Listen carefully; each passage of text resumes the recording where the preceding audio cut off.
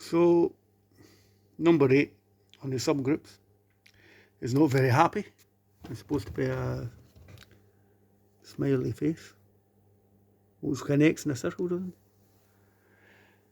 However, apart from that, the master output channel dropped down on the right hand output, more live Zumblecam. Took it out, sugarled it about, spoke to my mate Dave.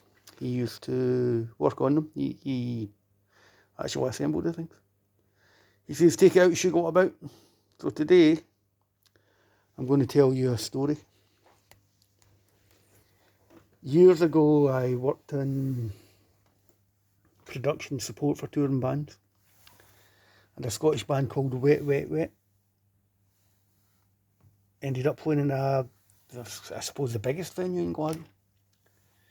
It's called Hall 4 in the SECC. So I was a young guy, and I think it was like 10 or 14 days worth of work, so the type of calls were fantastic, you know. So there was a production day, that's just getting all the equipment in, everybody buzzes through everything, make sure all the stuff works. Then there was a couple of rehearsals, and I think it might have been a record, I don't know if it'd been beaten, but they played in the building for 6 or 7 nights in the trot. So anyway, they played in Hall 4, which was a great big hall, absolutely dreadful sounding big room, but I mean, local boys made good, you know, good tunes, absolutely blisteringly good players. Anyway, I digress, I transgress. Hall 3 was where they stored the tour buses. I don't know if the crew were hanging about in them or that, but that's where the tour buses went. And every day, I'm paraphrasing here because it was so long ago, every day, probably around about midday or that, the singer of the band, whose name wasn't actually Marty Fellow, but that was his nom de plume, would turn up in a very, very posh car. So we got talking to him, and what had happened was he'd just bought like an Aston Martin or a Rolls Royce or some really posh car. And when we got talking to the guy, he was an approachable enough guy, he seemed like a nice enough fellow, you know. When we got talking to him, it turned out the company that he bought his very, very posh car off of were giving him a different car every day to go down to the SECC. I don't know whether it was an advert for them or whether just good sales tactics or whatever. So he was turning up in open top Bentleys, open top Rolls Royces. I mean, absolute state of that stuff back then. So day 3 or 4, sure as fate, the door gets pulled up. He drives in, and I'm sure it was a Bentley convertible. So he drives in the Bentley convertible. Me and a rigger, a guy from Birmingham.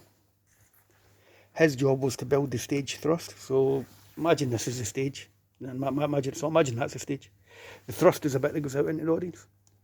So the guy was more or less a scaffolder. He was out on tour with the band, and he was filthy because of the work that he did. So anyway, he appears in a Bentley convertible. It was a really nice day. Both me and the little rigger guy from Birmingham approached him and said, that desk began to look real good, didn't it? Now it was reassembled.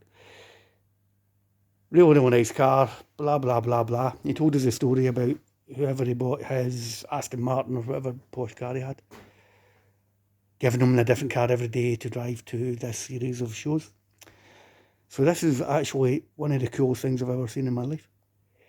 The rigger said to the singer in the band, I have to go into Glasgow Central train station to pick up my girlfriend.